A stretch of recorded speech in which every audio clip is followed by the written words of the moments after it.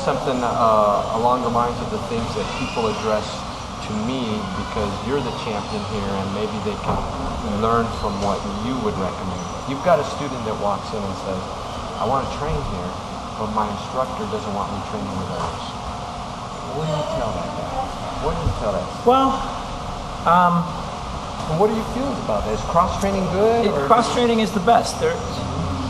Until, 10 years ago, there was no mixed styles. 10 years ago, it was you're this, you're that, you're that. Now, everything is mixed. And look at it in football. The football guys are training in boxing because they're using the same ideas, they're using the same training, using the same speed and development. Cross-training is super important. When someone comes in and says, well, my instructor doesn't want me to train here, I tell them, I think your instructor is wrong. I've had many instructors, and I still have many instructors, because I have not learned enough yet. And unless you are a professional athlete and you're focused on one event or one type of style, in this style, in mixed martial arts, you have to have everything. And I tell that student, I think your instructor's wrong. Anymore these days, it's about cross-training.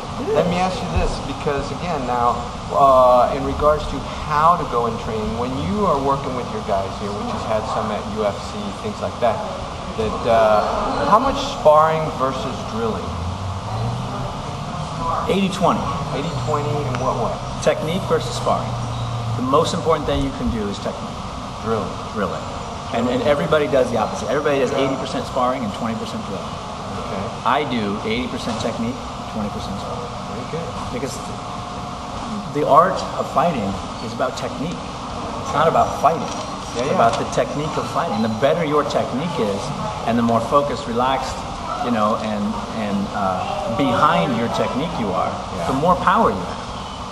People laugh at these, Chinese masters that can do all this breakboards and move energy and all this stuff. But they can do that because they believe it, and it's their technique. And they've been doing it for 20 years, and they create energy. And there's something that I hit on early on in my career. Everything works, but nothing works for long. Because when I watch your tape and I figure out what you're doing, it's not going to work anymore. You know it. Everything works, but nothing works for long. And every style should evolve. Every style should change. The athlete today is not the same athlete 20 years ago, 30 years ago, 40 years ago, 50 years ago. The athlete has grown tremendously. The athletic ability, the muscle, the height, everything has grown. An art of fighting should grow the same. And when a student walks in and says, well, my teacher says I only need to learn this, and I shouldn't train with somebody else, I know the truth. Anybody who takes the time to learn something knows something and is worth something, even if it doesn't work in a hand-to-hand combat.